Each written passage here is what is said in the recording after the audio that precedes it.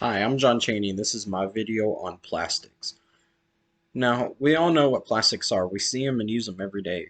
Whether we're at Walmart shopping and we use the plastic bags, you buy Dr. Pepper at the gas station, or you even use your debit card. Your debit card's made from plastic. So, plastics is something we see and use every day. I mean, they're everywhere. Your car is made from plastic, majority of it at least. And so, the first topic I want to hit was some ideas I came up with to help mitigate the use of plastic to kind of get it out of the world system. I didn't come up with a lot of topics. I only got one topic, but my idea was to start slowly phasing out plastic. I mean, back in the 40s, 50s, 60s, you all heard of the milkman. I say we bring the milkman back. Stop putting your milk in plastic jugs. Let's use those glass containers and have a cycle where the milkman, he'll drop off your new case of milk and he'll pick up the old one to take back to the factory to reuse. Well, that might seem nasty and unhealthy to a lot of y'all. If you have the proper cleaning system and disinfectant systems in place to do that, it will work out great. Same thing with Coke bottles. I mean, you can remelt down plastic and remake it, or not plastic, I'm sorry, glass, and you can recreate a glass bottle. It's a lot hard. You can do that with plastic, but it's a lot harder, especially if it's single-use plastic, like most shopping sacks from like Walmart, HEB, United, Costco, just places like that. So, I mean, or you can have a deal where it's like 5 cents per bottle that you return back to the company.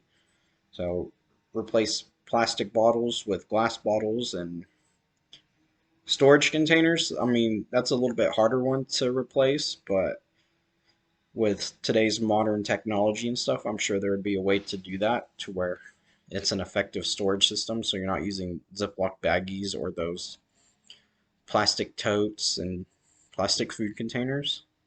So that's my idea on how to kind of remove plastic from the environment. Moving on to the next topic, which is my kind of like fears of plastic pollution.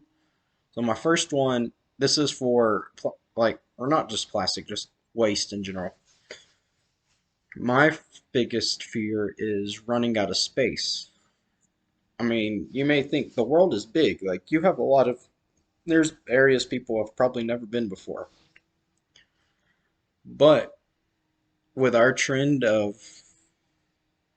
trade-in economy, which is like, for instance, something's wrong with your car, instead of taking it to the mechanic to fix it, you just trade it in for something new. Waste is going to start building up.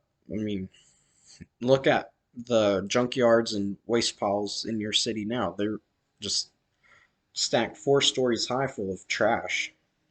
So eventually you're going to get to a point to where you're not going to have a place to store it anymore. I mean, you still need areas to live, to grow food and raise livestock and to even live in. So that's my biggest fear is we're going to run out of space to put all this waste if we don't learn some way of containing it or getting rid of it.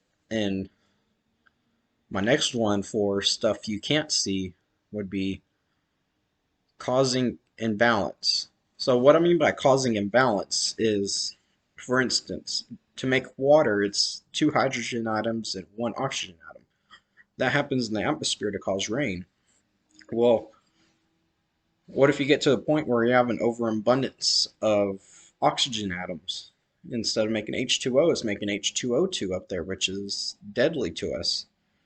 Or if you have too much nitrogen, we can't breathe nitrogen. Well, if we get to a point where there's too many nitrogen atoms in the air and not enough oxygen to where you're breathing in more nitrogen than oxygen. While I don't know if that's a scientifically proven thing, that is one of my fears. I mean, we may cause a chemical imbalance in the planet. I mean, it's not too different than a nuclear explosion. That's a chemical imbalance. So that's my two biggest fears on waste, whether it's waste you can see. Or to go on with that too, I mean, even in your body, like, I heard one girl talking the other day about how there was a study done where they're trying to see how many people have microplastics in their blood system, but they couldn't go through with it because they couldn't find a candidate with no microplastics to be kind of like the base of the experiment. I'm sorry, I forgot the word, but basically kind of like the base of the experiment. And a third one I had is also ruining water supplies.